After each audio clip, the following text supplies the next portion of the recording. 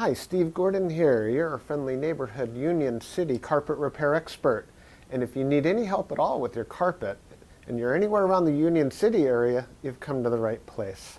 I've made this recording to answer all your most frequently asked questions all about carpet repair. Now, if you need more help, if you have other questions, you need more information, feel free to call here at the office. We're happy to take your call and give you all the information that you're looking for. At that point, we would be honored to come out and fix your carpet for you as well, because that's what we're here for. We're carpet repair people. So again, I'm Steve Gordon. I look forward to hearing from you real soon, and I hope you enjoy my recording. Here you go. Hi, Steve Gordon here, your friendly neighborhood carpet repair guy. And I promise you one thing, and that is I'm absolutely not an actor. So if you're looking for an actor to talk about carpet repair, you've come to the wrong place. But if you want to know about carpet repair, whether it be carpet stretching, patching, Berber carpet repair, commercial carpet repair, transitions between your carpet and a floor, maybe your stairs need repaired, a seam could need repaired, or a few other things, well, in that case, you have come to the right place, because I'm going to talk to you about that, and I'm going to try to answer as many of your most frequently asked questions as possible. And before I get to that, I am going to talk to you a little bit about our guarantee, how to get an estimate, the bid, and a couple other details. So I hope you enjoy my recording, and please be patient with me because I don't have a script. I've got a dozen notes here to go off of, and it's just going to be right off the top of my head, and try to really just answer all the questions I can ahead of time so that you have a little bit of education when you call us, and I certainly hope you do. So first, I'd like to talk about the guarantee. When you call us, you're going to get a 100% unlimited, unconditional lifetime labor guarantee. And what I mean by that is that either you or your carpet or both are going to be completely, absolutely, and thoroughly worn out before you ever have to pay to have that carpet fixed again. So again, 100% unlimited, unconditional lifetime labor guarantee, that's forever. How you get your estimate in the first place is after you watch this recording, give us a call here at the office, and we're going to give you something like a phone guesstimate. We'll give you an idea of what you might expect to pay. We might tell you something like between $150 and $300, or we might say between $200 and $400, or something like that. We're not going to know exactly, or even not even all that close, how much it's going to cost to have us fix your carpet for you. So if you feel like we're in the right sort of price range, then we're going to schedule an appointment to come on out and actually give you an absolutely free, no obligation bid. At that point, if you feel the bid is fair, and I'm sure you will because it's our business model to give you a fair price so that we could do the job right then and there all in one trip.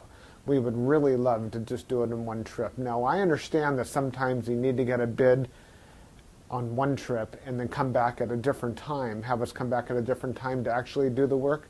But by and large, it's normally best to just get it all done all in one trip, and that's how we'll give you the best price as well. After all, driving out to your place once is going to be less expensive for both of us than it would be to drive out to your place 2 or more times. Now, another thing about the absolutely free, no obligation bid is at that point, we're going to actually have an opportunity to see the work. We're going to see exactly what needs to be done because you see, when you call us on the phone, even though you think you've explained the situation thoroughly, it's very likely that either myself or one of my assistants here that helps me answer the phone won't really understand exactly what we're dealing with until we actually see it. And so that's why we really do want to come out and give you a bid in person. And by the way, if you don't like the bid, if you don't think it's fair, we're going to walk away absolutely empty-handed, and that makes us sad. So sad, because we want to be out there, we want to fix your problem and put a check in our pocket and go off to the next one. After all, this is what we do for a living. This is how we feed our families. Speaking about money, please don't pay cash.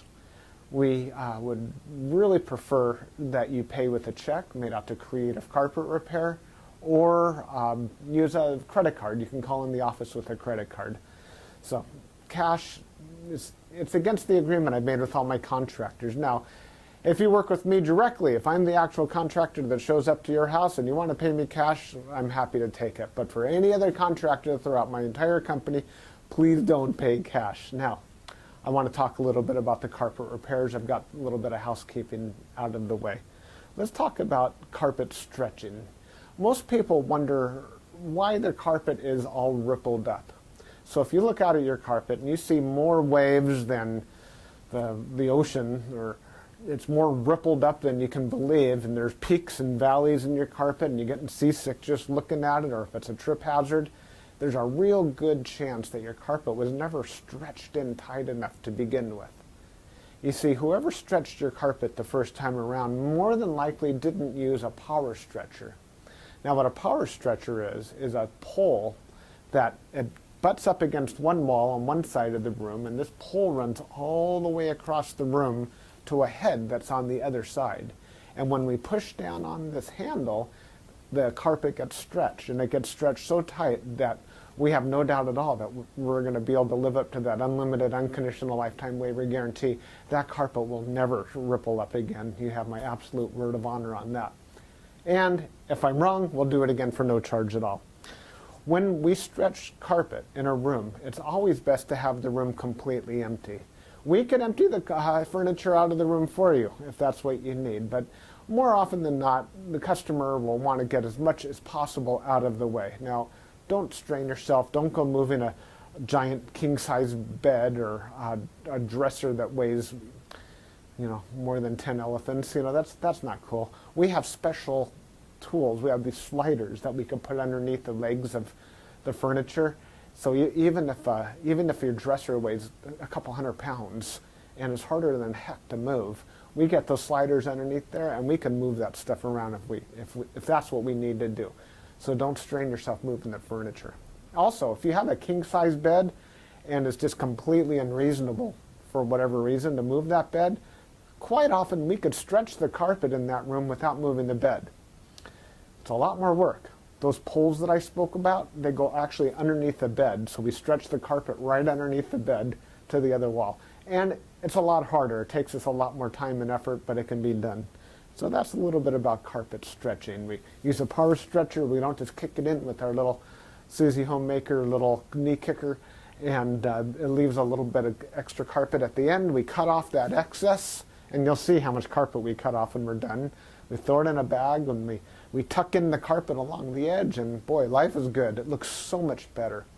One thing that you might be aware of when we finish, though, is if you had large ripples, the carpet could be soiled along the top ridge of those ripples more than at the valleys, and that makes sense. Where you're walking, that's where it's going to get more dirt. So after you stretch the carpet is a real good time to have the carpet cleaned.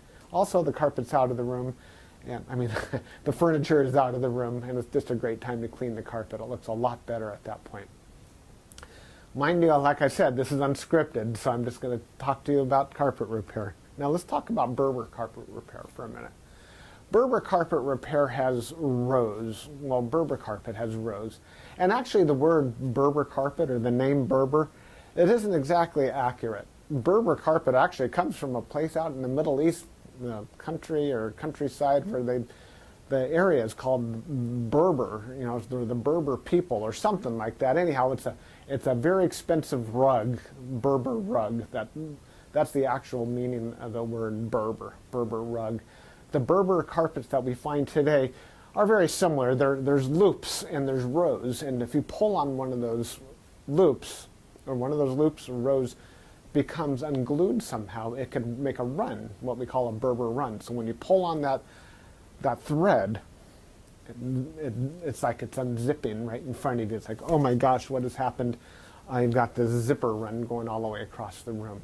Now your higher end Berber carpet, that doesn't likely happen. It almost never does. But the lower end, middle of the road and lower end Berber carpet runs all the time. So when we fix a Berber carpet, what we're going to want to do is take out the bad area and patch a new piece in there. Sometimes we could actually weave a little bit of some new loops right into the place where that carpet has come unfurled. But more than likely, we're going to want to put in a Berber patch in that area. One reason that Berber comes apart at the seams is because the carpet was never sealed at the seams well enough to begin with. Your carpet installer that originally installed that carpet was supposed to use a latex sealer or even a glue gun or something to seal the edges of the carpet.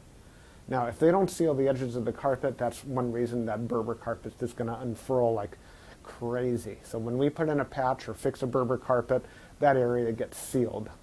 Now, we give the unlimited, unconditional lifetime waiver guarantee on Berber carpet as well. But mind you, just because, let's say you have a 12-foot seam and we fix 3 feet of it, that's the part that we guarantee. The rest of the seam we're not going to touch. And you may have a problem with that in the future. And that's certainly not our business to cover something we've never actually worked on before. Now, after Berber carpet patching, I'll just talk about carpet patching in general. And this includes the Berber. When you call us to have your carpet patched, the first thing that we're going to ask you is if you have any extra carpet to do the patch with. If the answer is yes, well, we're golden. We're ready to do the job. If you say no, you don't have any extra carpet to do the patch with, we'll ask, well, can we take the carpet from a closet or maybe even from underneath a piece of furniture? Because what we can do is we can take a piece of carpet from a closet and patch it right into your damaged area. And it usually works out really well. Most people would rather have a piece of carpet missing out of their closet than have a terrible, nasty area in the middle of their room where they'll see it all the time. After all, inside the closet, you usually have that covered up with shoes and old photographs and baseball bats and everything you've ever collected in your life. More about carpet patching is if you don't have the carpet to do the patch, there's really nothing I can do to help you. So you're going to need to find that carpet to do the patch with before you bother having us come out there, because if we don't have the carpet to do the patch, we're stuck. Our hands are really tied. There's nothing we can do. Now, you're probably wondering how the patch is going to look when we're finished. It's real hard to say, especially in a recording like this. So just between you and me and a million of our closest friends here watching this recording through time, that patch is likely to be visible. You see, if you take a piece of carpet that's never been walked on, it's never been soiled, it's never seen the light from the window coming in so it hasn't faded out, and you take that brand new looking type of carpet or piece of carpet and patch it in to an area that has been worn, it has been soiled, it has been faded out by the sunlight, well, certainly you're going to see the difference between the new carpet and the older carpet because it's patched right in the middle there. Certainly it's going to look a lot better than the situation you probably have right now, but patches are visible. Another reason a patch might be visible would be because, well, thick carpet, thick nap or plush carpet hides the seams quite well. Short nap carpet, like a Berber carpet, for example, or any of the commercial type carpets, they're very short nap. They show the seams far more. Another thing is that the rows have something to do with it. When we cut a carpet in the same direction as the row of the carpet, well, those seams are by and large less visible than the seams that we cut that cross the rows. When we cross the row, well, it's unavoidable to do that if that's what we have to do to make a patch. And those seams stand out a little bit more than the ones that go along with the rows. So carpet patching, that's what we specialize in. We could absolutely do that for you. Have the carpet available for us, and we also back up our patches forever, just like everything else, just forever and ever and ever. That patch will never come up. After patching, well, we could talk a little bit about pet damage also when we talk about patching. If you have an animal, a dog or a cat, or I've even seen it's been a bunny or a few other animals that have actually gotten locked behind a closed door. What'll happen is they'll get that separation anxiety and they'll try to dig their way out and they'll just rip the heck out of the carpet. That's one of the main reasons we'll do carpet patching. If that's the case, well, certainly it's just like any other patch. You supply the carpet, we'll put it in. However, if that animal didn't tear up the carpet, if they actually urinated on the carpet, there's a whole other thing we can do about that, and I'm going to need your help for that. what we'll do is we're going to ask you to go to the pet store or go online and buy twice as much of a product as you think you're going to need, maybe 4 times as much, to actually kill the odor. Now, the product I'm talking about is actually an enzyme, and what we'll do is we'll pull back the carpet, we'll remove the padding, clean the floor, and you'll pour this enzyme onto the floors underneath it all. And that enzyme will eat up all the proteins that contribute to the smell of the urine in your carpet. Then we'll put in new padding, and you'll pour that enzyme cleaner all over the backing of the carpet as well at that time. I'll reinstall the carpet, and then one more time we'll use that cleaner and we'll just soak that area of the carpet with that enzyme one more time. And that's likely to kill the scent altogether. That smell should be completely gone. If not, it's probably because your animal found another place that you don't even know about, and I'm sorry about that. There's nothing we could do about your animal. Now that we've spoken about pet damage, I like to talk about carpet to floor transitions. A lot of people call us because they put in a new floor. Maybe it's a tile or a wood floor, and their carpet now needs to be finished along that edge. More often than not, we don't need to put in any kind of metal there.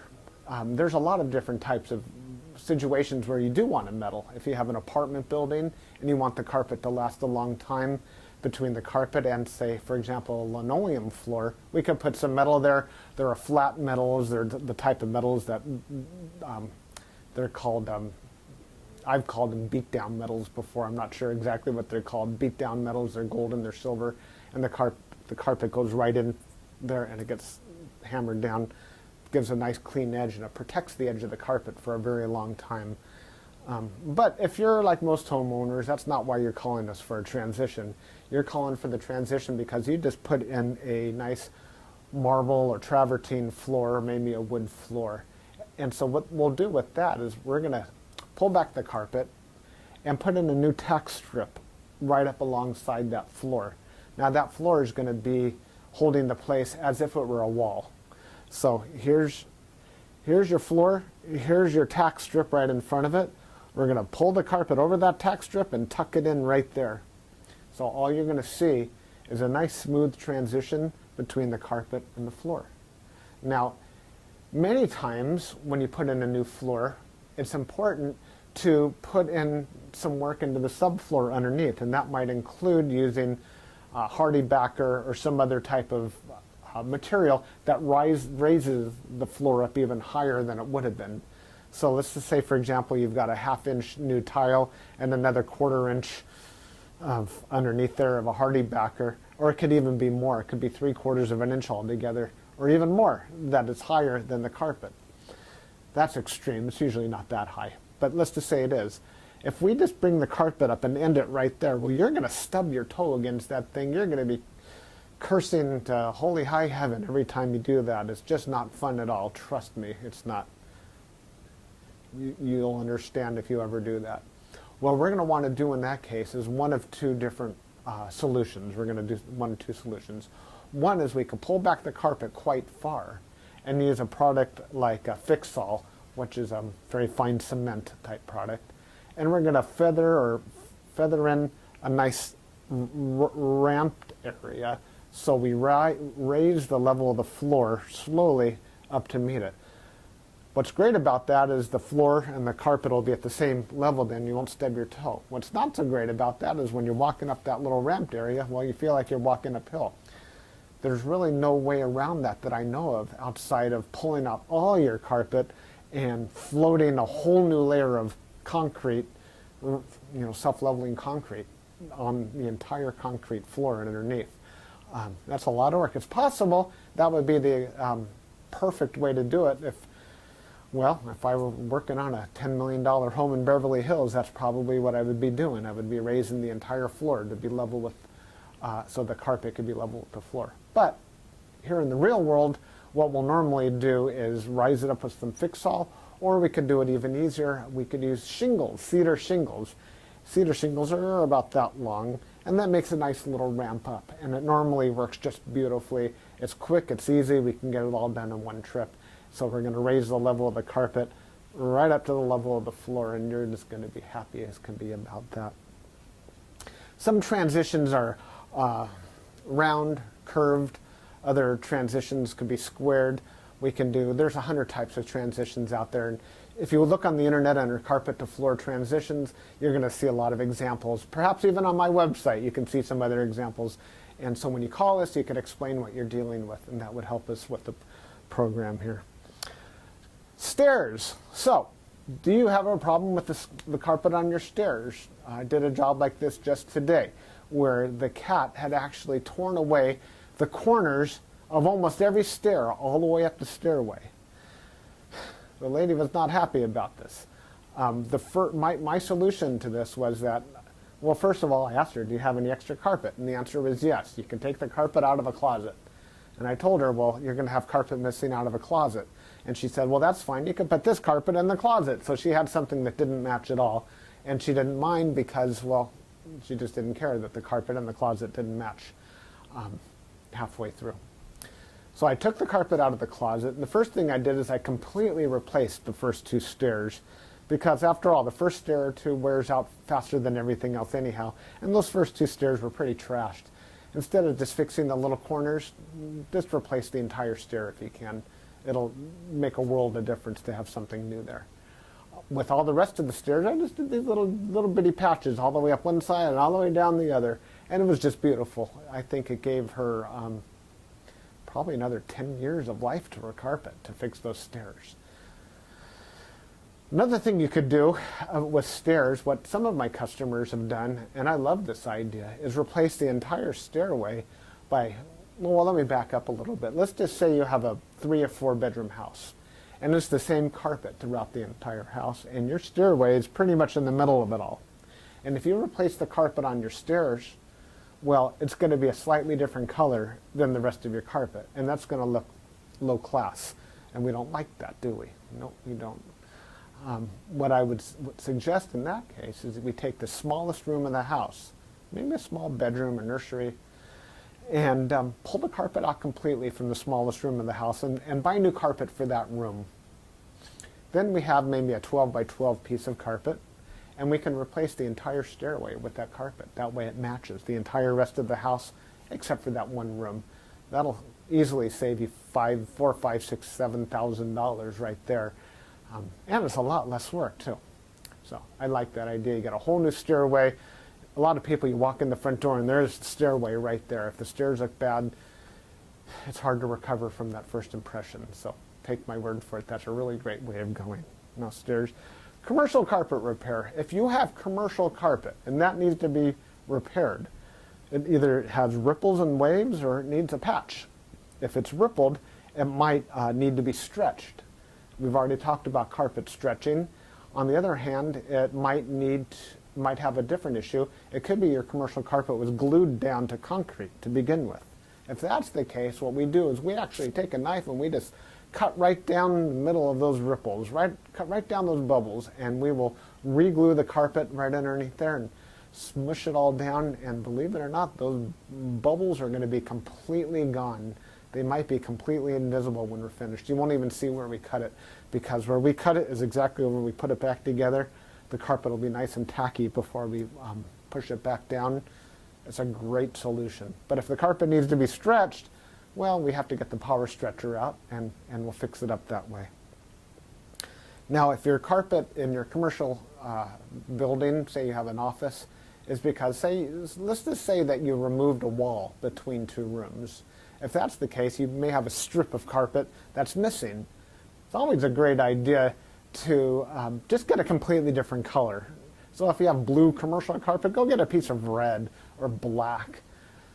Just something completely different, because a patch going all the way down through the middle of the room that's just a little bit off, it looks low class again. But if we put a strip of red down the room, or burgundy or black, people walk in and they go, oh yeah, these people have got some class. They got a decorative idea. So that's just my opinion. Use a completely different color if it's something goes all the way across the room. Now if it's just a patch, a small patch for whatever reason, and you have a little extra carpet, we can always patch it in with whatever you have. Seam repair.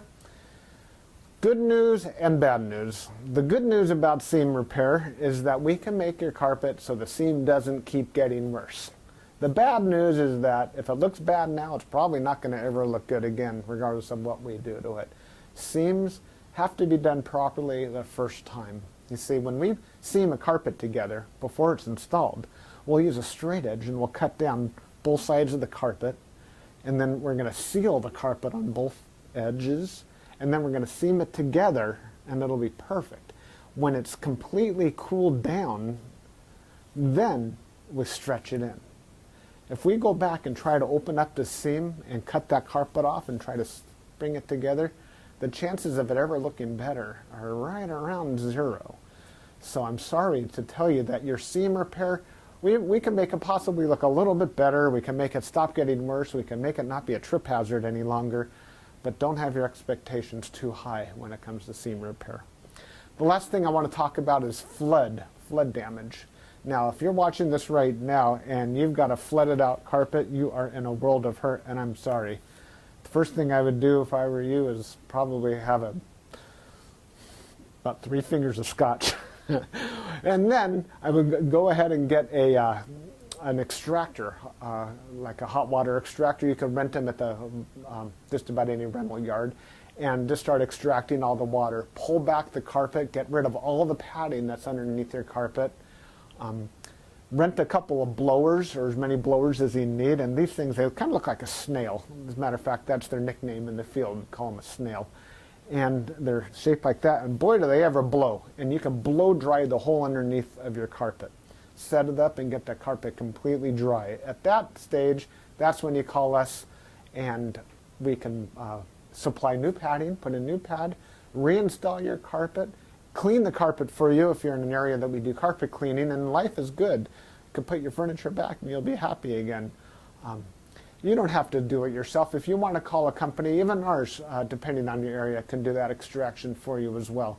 Now, if it's really flooded, I mean, seriously, like you're ankle deep in water, don't even bother. It's beyond almost everybody's ability. That means that your baseboards are all going to be all wet. A professional company will come in, remove your baseboards, and we don't do that ourselves. They'll remove your baseboards, they'll drill holes in the wall, attach blowers to your walls, and blow dry the entire area, inside the walls and out, the carpet, the floor, the whole shebang. And then we can come in and put the carpet back down at that point. So I hope that I've answered your questions. If you have any additional questions, now that you've heard me talk for the last I don't know how long, feel free to call me here at the office. I would be just tickled pink to hear from you. If I'm not here, one of my assistants, whoever answers the phone, will be well trained and will be able to answer any questions that you have about carpet repair. And then at that point, we'll be absolutely positively honored if you would have us just come on out to your place and fix your carpet for you. And that's all I have to say. Again, I'm Steve Gordon, and I promised I wasn't an actor, and by now you believe it.